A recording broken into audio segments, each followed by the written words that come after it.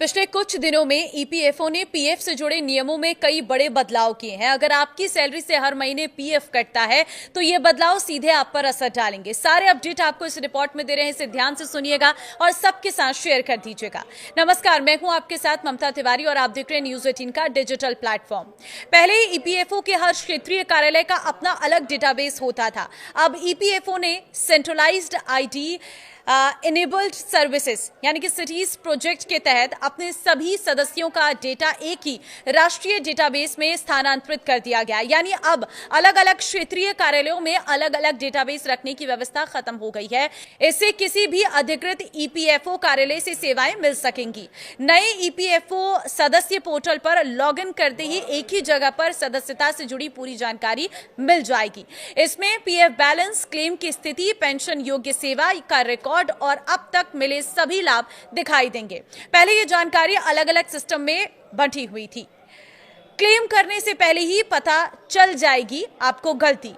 अब किसी भी पीएफ क्लेम को प्रोसेस करने से पहले उसका स्वतः सत्यापन यानी कि प्री वैलिडेशन होगा। अगर आवेदन में कोई कमी या गलती होगी तो उसकी जानकारी पहले ही एसएमएस और पोर्टल के माध्यम से दे दी जाएगी। इससे क्लेम रिजेक्ट होने की संभावना कम होगी और पहली बार में ही क्लेम मंजूर होने की संभावना बढ़ेगी। अब पहले से पता होगा कितने पैसे निकाल सकते हैं। पहले कई सदस्य ये नहीं जानते थे कि अलग अलग श्रेणियों में वे कितनी राशि निकाल सकते हैं। ऐसे में तय सीमा से अधिक राशि का आवेदन करने पर क्लेम रिजेक्ट हो जाता था।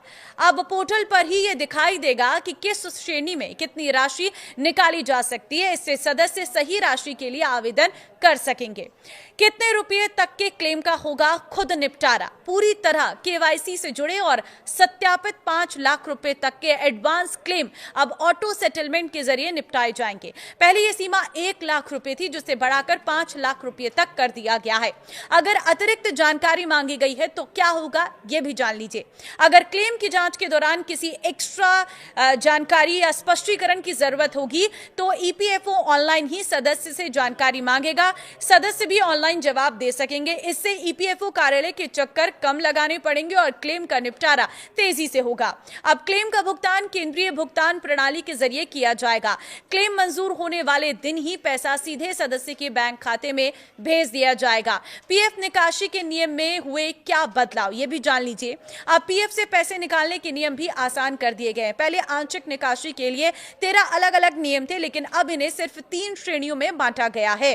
पहली श्रेणी है आवश्यक जरूरतें। इसमें बीमारी, पढ़ाई और शादी जैसी जरूरतें शामिल हैं। दूसरी श्रेणी है आवास संबंधी जरूरतें।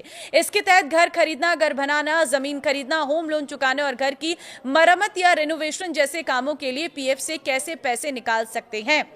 तीसरी श्रेणी है विशेष परिस्थितियां। इसमें वे हालात शामिल हैं जो पहली 2 श्रेणियों में नहीं आते। हालांकि एक बात का ध्यान रखना जरूरी है, अभी पीएफ का पूरा पैसा कभी भी नहीं निकाला जा सकता। नई व्यवस्था के तहत खाते में कम से कम 25% राशि रखना जरूरी होगा। यानी अगर आपके पीएफ खाते में 1 लाख रुपए जमा है तो सामान्य स्थिति में कम से कम 25,000 रुपए खाते में रहेंगे। बाकी तय नियमों के अनुसार निकाले जा सकेंगे। अगर इलाज के लिए पैसे चाहिए तो सदस्य अपने या परिवार के किसी सदस्य के इलाज के लिए 12 महीने की सदस्यता पूरी होने के बाद पीएफ से राशि निकाल सकता है। वहीं अगर पढ़ाई के लिए पैसे चाहिए तो अपनी या परिवार के किसी सदस्य की शिक्षा के लिए 12 महीने की सदस्यता पूरी होने के बाद निकासी की जा सकती है। इसके लिए सदस्य अपने पूरे कार्यकाल में अधिकतम 10 बार पैसे निकाल सकता है। इसी तरह अपनी या परिवार के किसी सदस्य की शादी के लिए भी 12 महीने की सदस्यता पूरी होने के बाद पीएफ से राशि निकाली जा सकती है। शादी के लिए पूरे कार्यकाल में अधिकतम 5 बार निकासी की अनुमति होगी। अब आधार से जुड़े यूएन वाले पीएफ खाते नौकरी बदलने पर स्वतः ट्रांसफर हो जाएंगे। इसके लिए अलग से आवेदन करने या पुराने और नए नियोक्ता की मंजूरी लेने की जरूरत नहीं होगी। साथ ही पहले सदस्य केवल उसी क्षेत्रीय कार्यालय से सहायता ले सकते थे जहां उनका पीएफ खाता था। अब देश के किसी भी ईपीएफओ कार्यालय से सहायता और जानकारी ली जा सकेगी।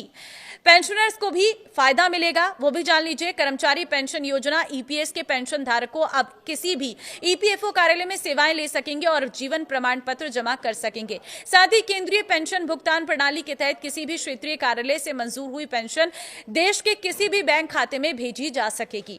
तो ये है वो बड़े अपडेट जो अब ईपीएफओ की सर्विस में किए गए हैं। तो एक एक अपडेट को मैंने आपको पूरे अच्छे तरीके से बता दिया। अगर कोई और कंफ्यूजन है तो आप कमेंट में पूछ सकते हैं। फिलहाल इस वीडियो को आप शेयर कर दीजिए और अपनी राय इन अपडेट्स को लेकर जरूर दीजिएगा। नमस्कार।